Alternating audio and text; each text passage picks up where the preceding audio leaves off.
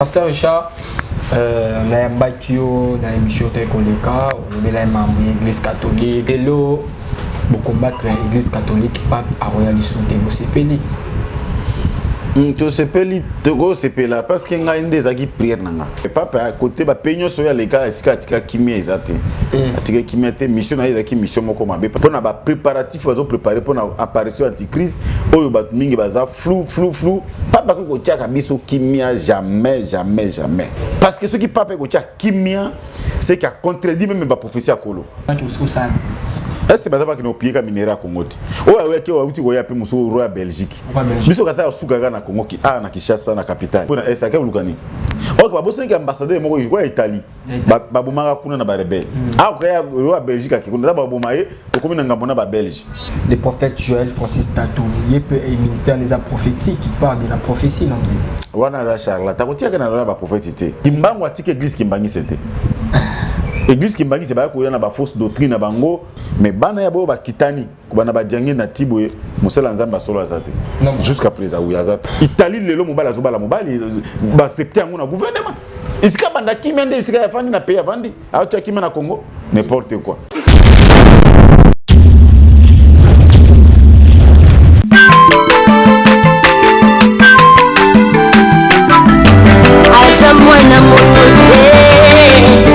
Sangai abangwa ni pete boa wanana kambe ya renasage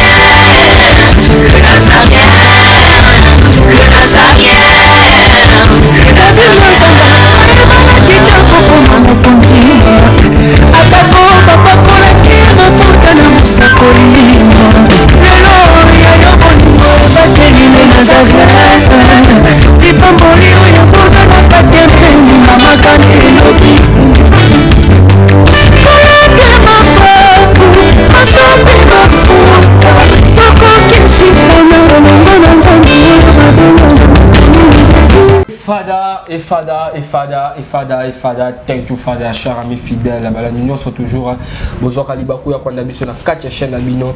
Il y a les Nazariens TV na cadre émission albino table Serge présenté par votre MD serviteur Dadi Mukwaya. Je dis un grand merci l'équipe Mobimba. Il y a les Nazariens TV, un grand merci à la servante de Dieu Maman Tiffany Mokwa pour la confiance au Pessinga. Je dis aussi un grand merci à la Gira Soza ma caméra pourquoi pas na Alain Kiakala au la régie de Bokanzambe. Lelo table Sainte Nazana Pasteur Richard, c'est avec lui nous allons nous entretenir tout au long de cette émission. Restez branchés, restez toujours connectés dans votre chaîne Les Nazariens TV. Avant d'abord, je vous présente le pasteur Richard dans signe à la régie. À titre de ma cantique aux édifiés, le coup, le sang comme on dit.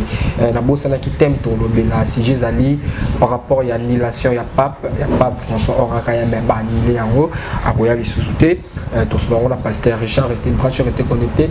Avant d'abord, on a présenté l'homme de Dieu, le pasteur Richard dans signe à la régie. À titre de ma cantique aux édifiés, le sang comme on dit à la servante de Dieu. Et puis on se retrouve après cette chanson. Alléluia. Merci le roi de rois.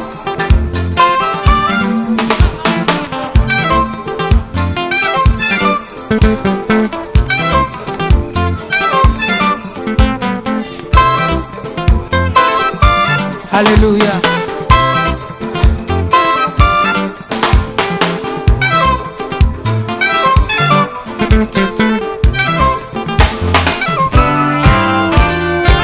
Tomola maboko na yo likolo. Lakisa maboko na yo.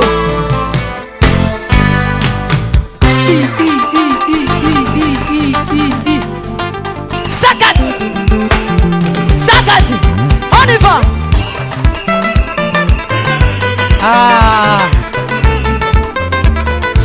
Salaboye. Assis sur son trône. Salaboye. On y va. Assis sur son trône. Encore. Afandi na ngwende na ye. Yesu azaya kofanda. On y va. Assis sur son trône. Afandi.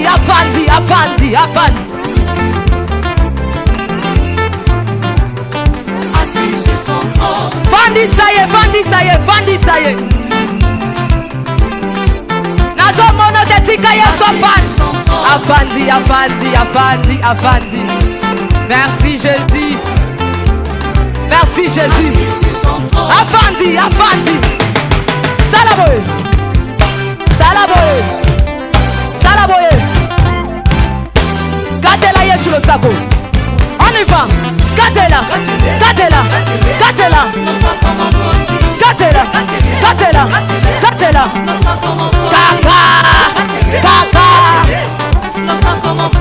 Yambalo ya taba ministre bakokata. Nazolo bakatela yelo sako. Katela yelo sako. Katela. Katela. Katela. Nazo monote. Nazo monote. Nazo monote. Nazo monote. Salango boye. Dose. Tolobi a tout. Yoka. Merci. Tolobi boye. Yambaloyo. Ataba ministre bakokata. Ataba généraux bakosala nini? Ataba ministre bakosala nini? Ataba président. On y va.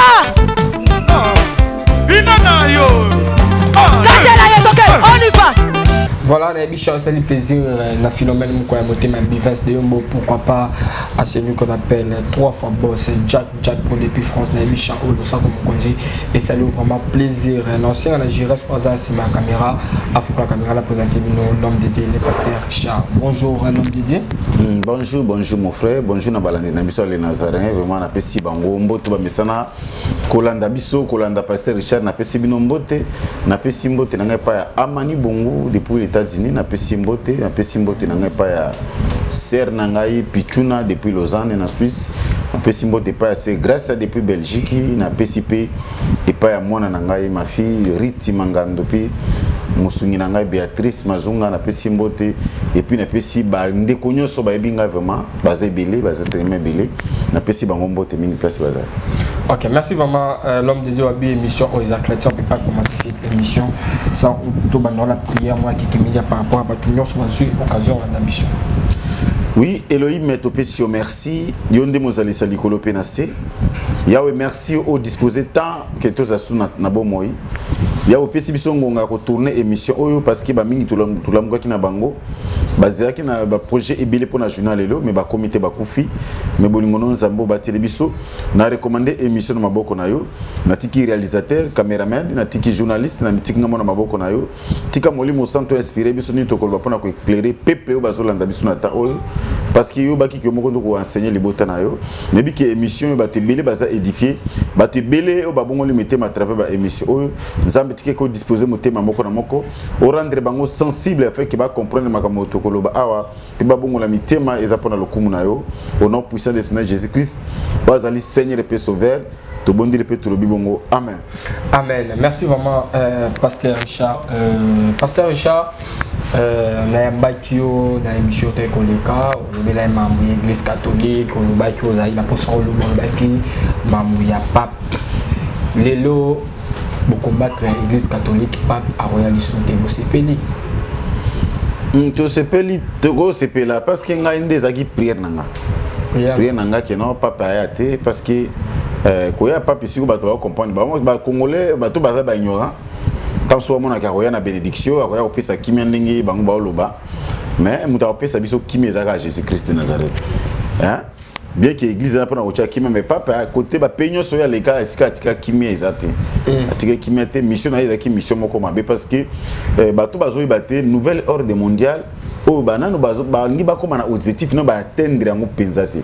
Baza ko luka luka baza ki ko bazo bongisa taki ngana tozo lala tango ba passer bazo lala ba conflit ba makambo ezangi tina ba makiona mais nouvelle ordre mondiale luka toujours pour atteindre objectif nango pour na ba préparatif bazo préparer pour na apparition antichrist oyo ba mingi baza flou attaque ba osambela mais bazo ibate parce que ils appellent faute ya batute ils ont des fautes ya bato soit disant ba osela nzambe o ba ko yeba makambo parce que na quatre évangiles nous avons 4 méthodes de traiter l'évangile. Pour traiter l'évangile par connaissance, par révélation, par prophétie, par doctrine et puis quatrième eza kiminga moke ekoya eza na méthode biso tia évangile bon mona ki baté belé baoté aka baté ka mingi connaissance révélation mais mingi bazoté si prophétie à 70 semaines à Daniel oyo eza kolobela makambo tu na kati ya 70 semaines oyo eza divisé na 3 omona ki eza na 62 semaines toza na 7 semaines et puis toza na une semaine ekotika là après l'enlèvement to banda côté une semaine mais omona ki na kati ya 70 semaines elobela tout ozomona alors Bible dit que après l'enlèvement de l'église là tango Antichrist a sali apparition na ye o ba mokili bazo préparer mona ba roi ba président partout bazo lukanini ko préparer ko bongisa pona bayamba Antichrist babi que non Antichrist akene ko fanda na kati ya temple afana na kati ya temple akene ko sala fausse alliance na bana Israël ba ko benga ngo paix et sûreté ozomona alors akoya ko ko tia kimia mais ça faux kimia papa ko tia ka biso kimia jamais parce que ce qui papa ko tia kimia c'est qu'il a contredit même la prophétie à Kolo. Matthieu 24 le baki non on a ce qu'on a prophétie. C'est ça non. Selon Matthieu 24 et autres personnes que non na tango ya suka wana yemoko Elohim ba prophétie na ye tokozana ba guerre banzala kindumbe kozala kerele kozala bokonzime kotemela bokonzimo susu eza ba prophétie sengeli et là tanzo parce que et l'acception que dokomi na temps de la fête. Siko ba guerre za wana oui kozala ra bongo. Ce qui a dit qu'il y a aussi qui me c'est qu'à contredire ma prophétie. Alors tout le monde a que non, tout le monde a antichrist par rapport à quoi parce que azo contredire ba makambo kola lo ban évangile. Surtout l'église oyo ba benyango mingi Babylone la grande parce que Bible codé bango. Tango apôtre Jean Nzamba zotalisa ye azomona petite corne azomona balobela Babylone tabalobela Babylone Jésus bande komona mbala moko religion na biso auto zolobela o papa za représentant des religions oyo babengango Babylone la grande mère des abominations. Apocalypse chapitre 18 verset 4. Bible zo bakeno Jésus bakeno mon peuple sont au milieu de.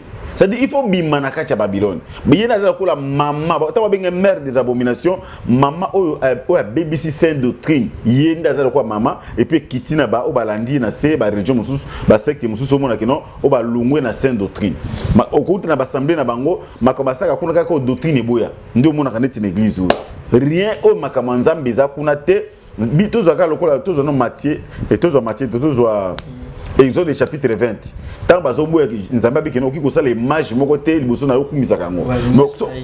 Image mo taillé mais côté na kacha ba obino benga ka ba église ba tu okuta ba église ba 5 ingandi okuta ka bikye ko ezali ko yana ke ko mama Marie ezali ke ko papa Joseph ezali et ke ko Sato André ezali okuta ke bango makamanzambe kutu kunezate.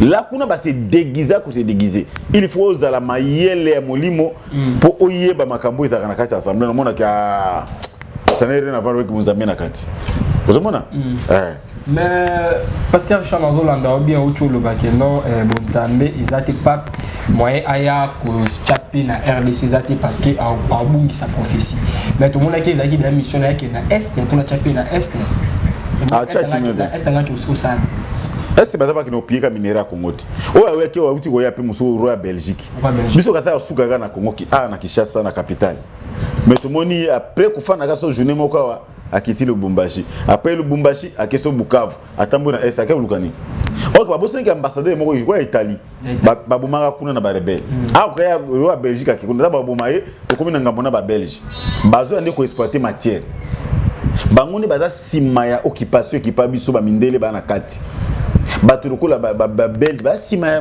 kambo zo ko ba Rwanda otakibiso kasi Kagame Rwanda eza mbuka mukewa Mobutu kuta tindeka ka 12 commando ba keko zo libembe président bango aribemena na famille na aribemena ba lever bemena na 12 commando apam lelo ozoma ke Rwanda comme ko chapeau pona ni mindele ba na sima dès que ba guerre zali bazo matière première Congo ba okenango c'est ça mikolo comment moi vice c'est là qui monique même Rwanda moi côté crise il faut pas créer Babylone on a tout mindele ba créer Rwanda zo carrément bunisa Congo zo ngwa au mona ke na simana bango makamboyo je crois que ba congolais moko te baza ko bunga ngo tango zo mona système bimi ba combattre ba diaspora ba telemela makama Congo système ba combattre za pour combattre ba Babylone combattre bango bazaka na raison ko combattre makamba babundisaka oyo parce que bango baza éveillé baza peu formé ko leka bato fana na Congo biso la muki ya distraction bona bare bona wapi na bakuzu distraction mais bango baza nanu évoluer parce que bakota ka internet hier nyos awa ezaka mudota la télévision locale ba information mingi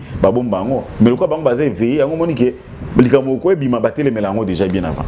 Mais Koloba que non, il y a d'autres églises, bâties à ma prophétie, bâties à ma par rapport sur la prophétie. Mais l'église nous souvent à binomo de pour les prophètes Joël Francis Tatou. Il y a un ministère des prophétiques qui parle de la prophétie non. Wana la Charles, ta kotia kana la prophétie. Bible, moi na Matthieu 24 ko o toucher bilo musu to geno comme na makambo susu et comme ba poursuivre na Hollande biso na ba convocation na ba arrestation. Parce que dans on doit toucher mon droit Joël Tatou la prophétie. Ce qui a prophète, il faut tout classer parmi les faux prophètes. Parce que Matthieu 24 ils ont déterminé que non, babi qui ba faux prophète va voyer belé. Ba prophète Joël Joël Tatou ba na 4 prophéties, mais ba ko que sa prophétie à Matthieu 24 qui ba faux prophète va voyer belé, ba séduit ba te belé. Au moment il y a un pour le séduction est belé na ba to ko ba Joël Tatou na ba biloko ça ba makiona, ba on ba za ka ba ko c'est critique. Tant tout le monde va jouer le tatou. Dès tout le monde a colon la zonga. Parce que baza parmi peu bateau kolo ba ko sa prophétie. Parce que tu as la prophétie que non sauveur akoya, Jésus akoya. Et sengeli ko kisama. Pe akoya ko botama ako sauver bato mi ba ko tekai. Et sengeli bato ko ba jida ba botama. Pour na ba trahir Jésus pour na ko sa prophétie. Parce que jida qui ko sa prophétie Jésus qui ba tekai na et pas ba pagano. Et comme ça que Judas attaque Jésus. Et après parmi la carte prophétie comme ici. Ndé on va jouer le bako ça peut pour prophétie à Jésus qui va faux prophète bakoya. Quand on mona ba toka ba jouer le tatou. Basé belé na Congo. Oyo baza ba faux prophète, tout mona ba makioniste, ba prophète moko baza makambu na bango kutu ba tuku ba ko molemba. Na moni mo belé ba to ba ko comprendre. Ba ko comprendre to boté a parole. Et biso tikane sikoto lukaka, mo comme so yebwe dadi toté na biso que évangile repentance toté ou que pesi ba nza to na mobeso toté repentance minomo marcelo té repentance o marcelo za vérité siko finalement pasteur Richard no éviter o toté à parole marcelo ya té repentance pasteur marcelo mais minomo abaté até pasteur marcelo za lokuta za mo makila frère kokate ke mutu za simbi bibe na tana biso ya mosena nzambe eloko ezo boma bino ba peuple nzambe bozotaka somo ta simbi bibe tena lipeka alobi au nom de Jésus a mosena nzambe mais bozo na keze na mbelo baza au diable filtré ba on a quatre évangile masi baza maji ba koso ategle et là ezo ko disqualifier bango eza vie ya kopo bibi ke nous était ba on mbuma nango même nga passé action nazo te yo boui so kuti ke no sama kamususu e o bible ezo boya je crois que nous a peu disqualifier mais ba to balanda biso Moutako ba ba no makamususu mo sa makamususu non. To ki ba voice nze mutu tangi Marcelo. Il y a ex maman ya bana ya Moïse Mbi. Landa ba discours landa ba langage. Na répatation ya te akabatu. Ya za soit disant bongola motema. Akolo baba popote. Marcelo za marié. So de zokuté na makamu to ka ki bona Moïse Mbi ba voice bimaki. Il a to disqualifier mbamo ki aza déjà faux. Maga zo te repentance, maga sanctification ya te aka yemoko na na sana via sanctification te. Moi ce moninga na boti ne bana yo bani ko zoyer bani ko sama comme ndenga ta certification na ko imaginer que ba voix savon ko bima na ex mo sa Moïse Mbi nana ko imaginer même ngai ne ko imaginer ngote maintenant yo ki voix na comprendre ko ki kolo yo ko sakati to batami bible bi ke non nyonso ezana botama ko fo bima ne tiane 2022 to koti parce que c'est là ba prophétie ba vrai prophète c'est là ba message à kolo vrai. Prophétie c'est que anéo eza anéo nzamba zo bimisa ba faux serviteur o ba kota na kati ba magie ba tabama kiona ba koza déjà exposé nzamba lingi atambo na nouvelle génération au moins mikolozo yawa ba tobando ba pays na ba pe ba yo sam kuluka nzambe na Congo parce que Congo eza pays moko nzamba ko vendre puis nzamba bimisi da nouvelle génération o nzamba bimisi pona ba sali na kati solo o ba te belé ba na koya kozwa koya komona nzambe na solo na Congo et komona mikolo koya je crois que bino no ba jeune makambo ko kokisamba komona ngo parce que na kati tozobondela nzambe ici alobi que non ano ezani ko exposer kaka ba faux ya mona ki na début ano déjà ba conflit za ba yembi ezaba mikomisi ba pasteur bango moko moni que non nzambe ndazo exposer bango bino kasi za bango moko mais nzambe mutazo exposer ba tala la que non c'est kimbango hein on a pas professeur Kimbangu saloba Kimbangu azaki vrai prophète aki vrai serviteur ngana ndimaka iki a Mose Nzambe azanzambe te mais aza vrai aki Mose Nzambe solo oyo envoyer Nzambe atindaki pona ko côté à peuple ko mema bango na royaume de cieux vraiment azab ma vrai prophète makambo ya loba mingi ba prophétie na ezaki ba prophétie solo soki dozwa ke Kimbangu atike église Kimbangi c'était église Kimbangi c'est ba ko yana ba fausse doctrine na bango otoyebi je crois que tolobele yango mais prophète Kimbangu yemo azaki vrai serviteur mais bana ya bo ba kitani ko bana ba diange na tiboye musala Nzamba solo azate jusqu'à présent ou azate doctrine na bango ekeli banda ya doctrine na kolo bango ndi bazape bana ya Babylone la grande zobela siko pape azali kolo babe mère des abominations taba ba abomination c'est-à-dire que ça makambo eza abominable devant kolo na biso so homosexuel tout ça lelo ba coordonne na Vatican kuna ke non mbala ki ko bala mobali et papa za pa Kimia na Italie lelo mobala zo bala mobali ba septembre na gouvernement isika banda Kimia nde isika ya fandi na pays avandi a Kimia na Congo n'importe quoi mais yo zo ba mo pays na pays de a pays bino ba passer na bi na Italie kuna sema bibo bala na yek papa exemple azo na saki bino ba passer bino kuma pe bala na ti ba passer mais euti kuna ti kasi bino pe bozi de ya zo neka po a normaliser ngo mona mikolo ko yo mona samina sonle voter que no mibali na mbeba bana na Congo eza biloko ya ba voter kuna bisika ya fandi isa check pourquoi check imiate bandimi ke mutu ki ko bala nyama obali mbwa pe une église de quoi catholique ba tio maboko ba pamboli soit disaliba ya nyama na mutu de mutu ba check imia mutu o adepte sata kutu vraiment Nzambe merci na kumisika Nzambe ayoki lo sambo na nga na priaki mi pona ngo ki aya atanya Nzambe empêcher yi pe empêcher yi pour payer Nzambe azo bongisa ngo za pays moko o vrai évangile ko ya bato ba uta ba pays na ba pays ba continent ba ko yemo na véritable Nzambe na Congo ezali lo sambo na biso et puis ba centre nyonso ba zuka ngawa ba ko ba ko prier likambo na tamakonete asuka kuna bisiko ba semi bana mbe babala na ya Kimia te Kimia na o chabiso na Congo Kimia na Congo muta ko pesa biso Kimia ezaka yemoko Elohim o ya kufa asekwa obiso zofuka ma chaque jour tozobondela je crois que ataba fo ba comme belé mais ba vrai bazana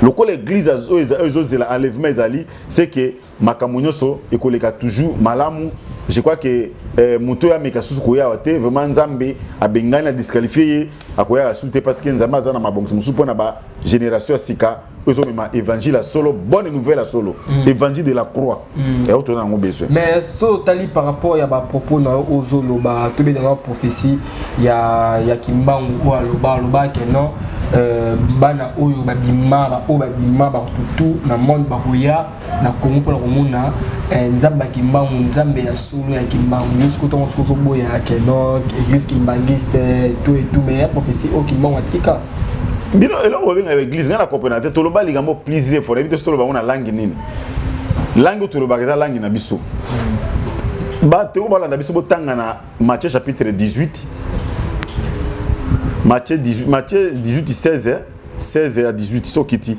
Jésus azoloba bo église comme projet tango Pierre a moni révélation Jésus a tout ba mo comme susu abi bato baloba ninga za nani o za Eli baba koza Moïse baloba koza prophète si quoi tu na bino nga na fana na bino na liaka na bino nga za nani mutu na matakumo tantoni ko tato le seul Pierre a télé mabino yo za mona Nzambe na bomon abi Pierre eza maina makile la kiso makambote abi ozali Pierre si cette pierre je bâtirai mon église ezaka singulier ngana tangi Bible ko bana Nouveau Testament et plus de 80 fois on va répéter mot église ezaka singulier église est en plurialité église est toujours en singulier église ezaka bâtiment te église eza yo ezanga otoza ba racheter na cameraman yango Jésus ba ke non isika mi balemisa to basangani na kombo na zana kati na bango église ezanga biso église okola ko eza ba bâtiment te sikolo ko to bo mabino ni wana eza ba religion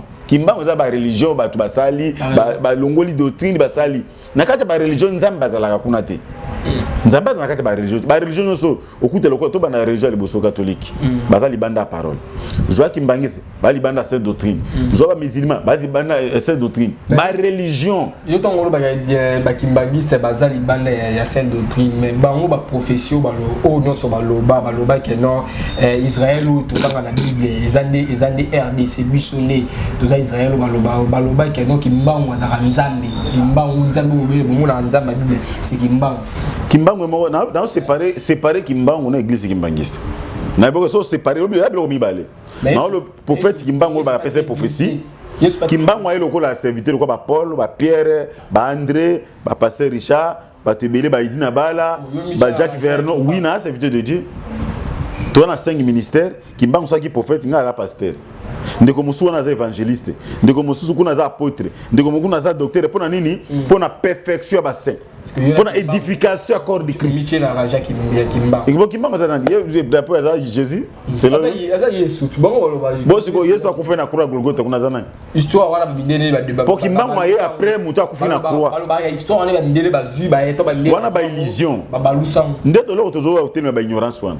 Vision to nzamba pesi vision o vision Kimbangu mo c'est que Kimbangu bato malibana ba wa nzamba Kimbangu a pesi parce que ta ki envoyé solo. Motindami parce que Kimbangu nzambe mutatindai ndenga poni biso ndenga poni ba Paul ndenga poni ba Dina Bala tozaka ka 5 ministères mais tozana don ya prophétie tant prophétie bimi un prophète a mona makambo 30 50 avant ngala ba prophète alelo ezate ba prophète do bona ba bona kaka ba ndika na ba poche batu wana na bita genre ba prophète un prophète a ko mona 100 avant a moni makambo alors nzambe asali comme Congo zelana et même vrai évangile na monde. Et puis tala batu minu bakena libana mboka so kuti passer mazote ya kitoko ata zo lo bangla ndenge nini so landi na sundoka au congolais nzamba sali biso grâce wana Israël ozomona ya po moni ke za payo diable to bunisa ngo mingi si ba plan nyonso mais Israël biso ça ba Israël moko spirituel mais Israël peuple li de Dieu au ba na Moyen-Orient au ba juif bazali mais biso le toza tant on dit l'évangile on dit l'évangile la quoi comme israélite spirituel ninge romain zoloba toza bana Israël na molimo non à cher mais de tozolanda yo par rapport ba propos na no lobi que non batu ba ko talibana ba ko mona mune na nzamba RDC parce que RDC za nzambe on monte que zo bala na profession Kimbangu apesa bi ke bana nyoso ba bimana o ba bimana mboka ba ko zonga pour ba yo tala ba mona muneni ya nzambe ya Kongo nzamba on deza Kimbangu on monte que nyoso te Kimbangu nzambe botika au moins tezo bala na te Kimbangu a pesi prophétie lelo to na ba prophétie Kimbangu a prophétisé makama lelo la prophétie na 2022 bato nzamba a pesi dona nzamba alo a répéter ba même prophétie parce que prophétie quoi que se contredit oya lo ba ke bato ba yo tala nzambe nde raison pour laquelle nzamba akufa te tout le monde nzamba akufa te que Jésus a séculé là na bon moi na droit à père aza ko intercéder Kimbangu akufa te Kimbangu lelo ba lo bela so Kimbangu te Kimbangu tout le monde nzamba akufa après 3 jours séculé sous mais Kimbangu akufa te Kimbangu akufa déjà na musunu bakufa mais azana les de repas on la pas lèvement moi ntoto na hein ntoto na oh na mona singa na bota mena yero wana na te ngala mona série 7 Kimbangu na seba makamuni na ba 65 quelque kuna ngana zaki na te nzoto ne Kimbangu akeka envoyer nzambe assisi mission na ye nzambe permet akufa mais injuste akufa raté na nzoto boto moni ka kufi mais lelo azana les de repos sika mona ba Paul na ba André na ba Jacques aza cause la paix enlèvement de biso tozozela po mututu aza juste mutu aza saint tant azo kufa akeneke mbala moko na les de repos ake cause la enlèvement babi ke bango na enlèvement tant sort trompette ko beta bango ne ba ko sekwa liboso na bato ba ko za vivre ba transformer la tin nzoto likolo ndeto kuta na bango na nuit de non c'est pas ya kolo na biso mais Kimbangu aza nzambe olobi ke nzambe ane on nzambe ça ba prophète ba pasteur ma ba faux prophète ya lokuta net ane on net nzambe misnet na déjà mais abisi bana tanga bisi bato ko ba jouer les tatu bato de ba faux tanga bimisi bato ko ba l'homme de mbio ba l'homme de mukra ba deniles ba pami ba faux bazé belé to ko tanga wate babo bazo batek ba sacerdoce banima bazé belé tellement na Congo nzamba exposé bango bino zo comprendre tanga kama jouer les tatu moni leki et ça exposition bana nzamba solo ba comprendre que jouer les tatu azana faux prophète on l'a dit na pesi que exemple pone po ba moto ba sali ba toilette na niu bazé belé o bazana kuku mais l'homme de temps yo solo ba ke yo ba Joël Francis Tatu baza nzambe te baza ba faux mais so tene l'église na ba tu baza l'église na bango kuma ra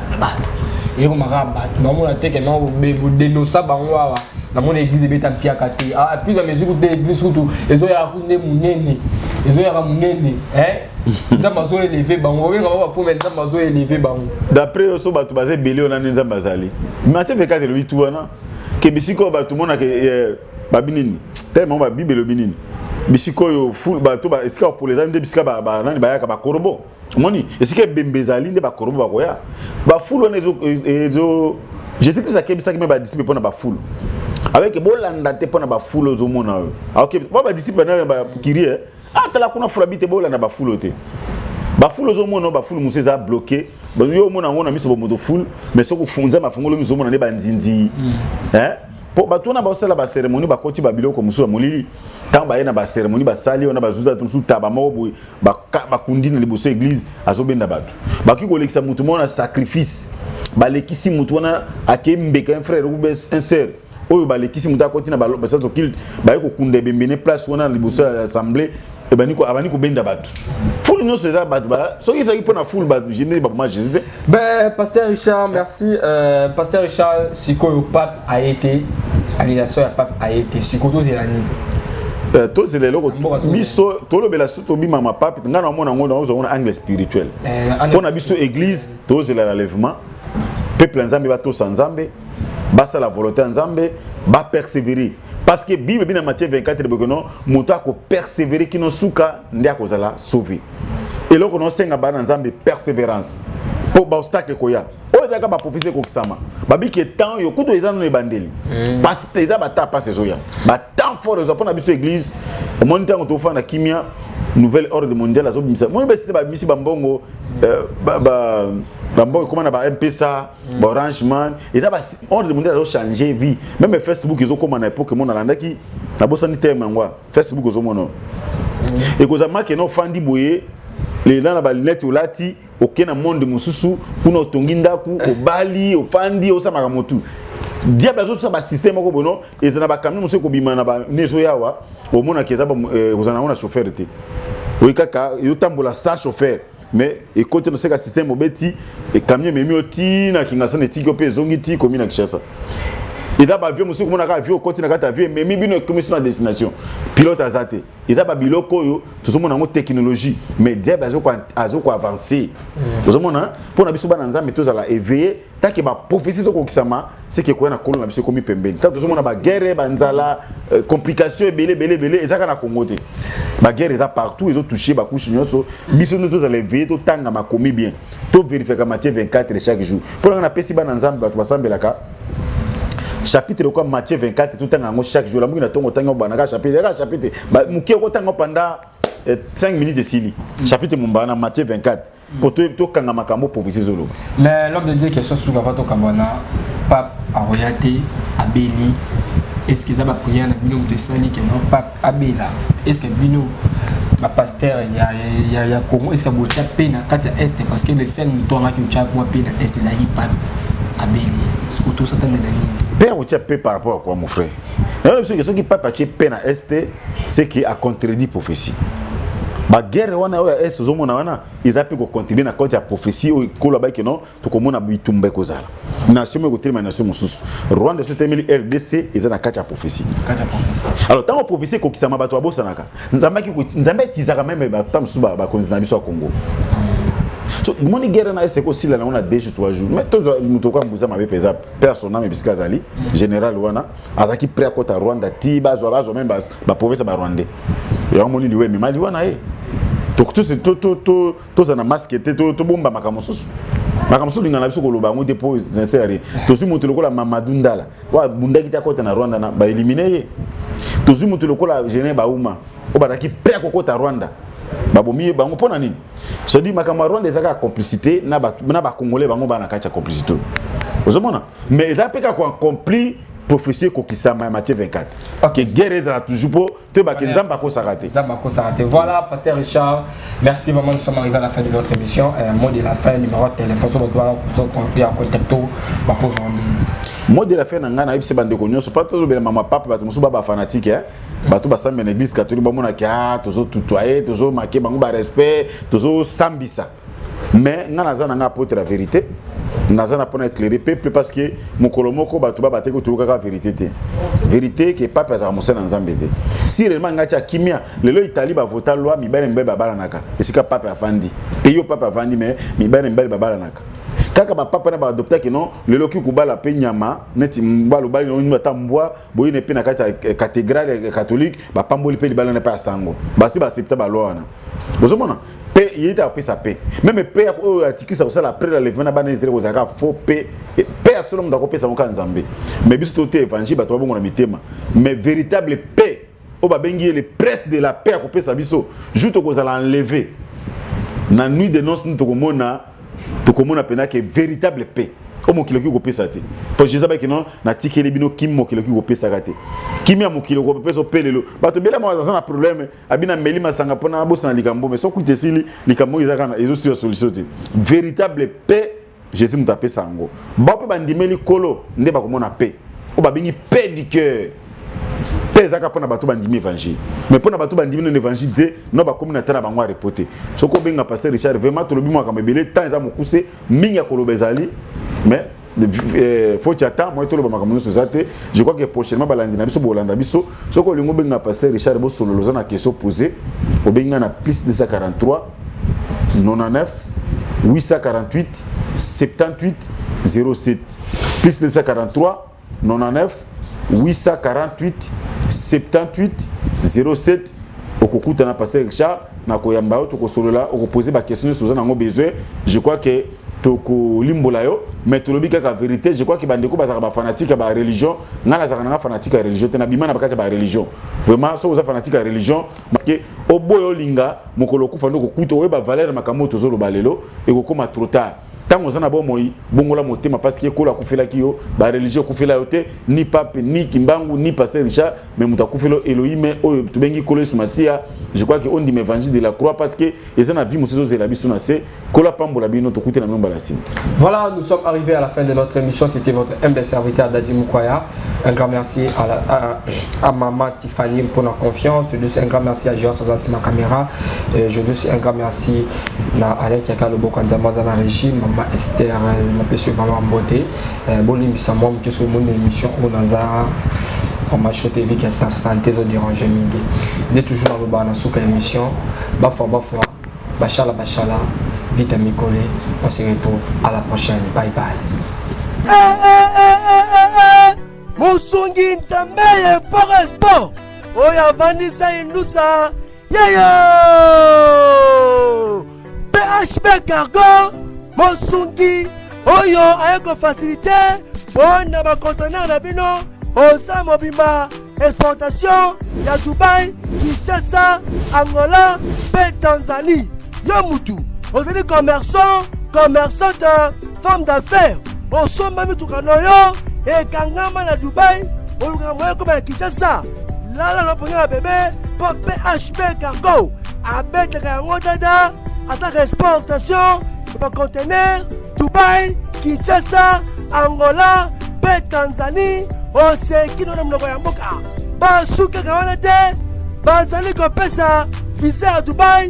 Na 24 ans ya pamba ok pena mboka po liene yombala billet ya Dubaï sote kama sans problème na PHB Cargo bazali ko faciliter bino il faut comme na Dubaï logement na yo ezali assuré Bokozwa PHB Cargo musika te awa na avenue de la paix numéro 12 na immeuble des ambassadeurs référence na galerie présidentielle Osa Mobimba en face à boîte de nuit champagne au bar soki ose bien promotion oyo bobenga PHB Cargo pour la Kinshasa na 81 85 000 72 Pel Soussou 097 89 99 676 et Bongo Longola plus 244 92 48 016 82 et Bongo Dubaï, plus de 97, 15, 47, 70, 86, 24. Ah! PHB Cargo. Ma voisin, bon mais la PEMA. Vous soyez hein?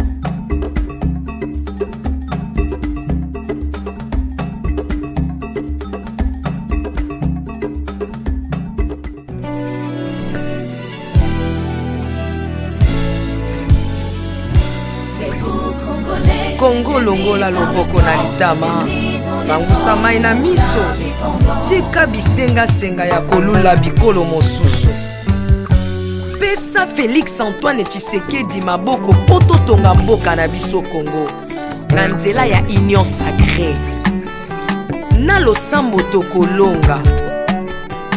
Oh toi qui écoutes la prière, tous les hommes viendront à toi.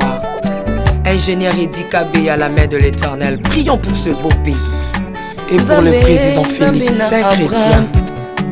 Nzambe, Nzambe na Isaac, Nzambe, Nzambe na Jacob, Ozali, Nzamba Israël, lelo tokomo yembo Nzamba Congo.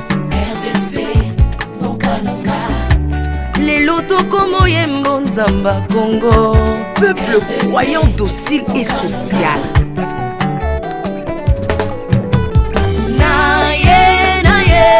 Naye bisayo makambo sali na bokonzi ya mboka nanga Congo, Congo. Selon Luc 1,52. Tu as renversé les puissants de leur trône, mais tu as élevé un homme au Congo. L'incarnation de l'espoir de tout un peuple. Salomon de notre temps. La sagesse mieux vaut que le bruit des arbres. Peuple congolais, Kumanakana, les lots ont imposé, biso masuwa ya Noa, bato balingi Congo, bakota na kat, pour mon peuple délige, comme mon bêta, libanda. Na kati ya arche de Noé, lion azalaka na peti ya kolia ntabati. Po bolingo ekangaki ye lipungu. Bolingo ya mboka epesaka place na banguna te. Pasteur Ami Daniel, ça c'est la sagesse. Nzambe, Nzambe na Kimbang, le prophète de l'Éternel en Afrique. Nzambe na Bantoma, apôtre Léopold Moto. Nzambe, Nzambe ya Barwa, la prophétesse Liliane Esther Tayo. Le roi de roi. Yondo zalaki na David, Yondo zalaki na Salomo, lelo tokomo mono Kajafati. Lelo tokomo mono Kajafati. Mboka soki ekambami na bana mboka ya solo oyo balingi mboka ekole ekomaka terre promise. Pasteur Koutino, Mamébi Koutino, Accent Mungu Baba. Bolingo na yo na mboka ya Congo, lelo o imposé biso masuwa ya Noa, bato balingi Congo bakota na kati, pour mon peuple délige comme mon bêta. L'Afrique a la forme d'un revolver dont la gâchette se trouve au Congo.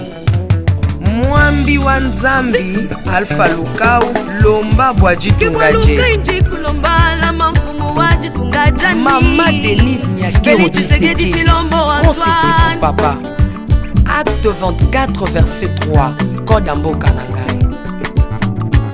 Yango nazo bondela yo, batela mokonzi mboka nanga Félix Tshisekedi Tshilombo. Mwambi Jean Oscar Kiziamina Kibila. Kupeka tuyabe na Egypto, badika bayi baswani Kongo Afrika mukanana to. Mwambi wa Nzambi Marie-Josée Afoka. Lelo Kongo ezwi mokonzi, oya lingi yo Nzambe balingi mboka nanga. Yesu Masia tokozongisela yo nini mpona bolingo na yo na mboka ya Congo opesi biso ya malonga. Basali na yo bapakoli ye mafuta, ndengo pakolaki bakonzi mafuta, ndengo pakoli pe mokonzi mboka na ngai. 32 plus 18 epesi 50, nano asali 50 atandeli Yesu na Congo, Congo ekobonga kaka. Mwambi Roland Dalo Mwelamani, Mwambi William Tindwa Kapanda, Jacques Kangudia. Congo eza Mwambi wa Nzambi. Este ya Congo eza eteni moko ya nzoto ya Congo. Basi na bino eza pasi ya Congo moko. Ekibela na biso nyonso na Congo eza kaka Yesu. Mwambi Jedel Lumana, Mwambi Marcelo Tunasi Mwenamani, Mwambi François Moutombo, voici l'homme Mwenamani. Mona Bokondi Congo Afrina Union Africa yaka to célébrer. Okoki kozala na tendance na yo.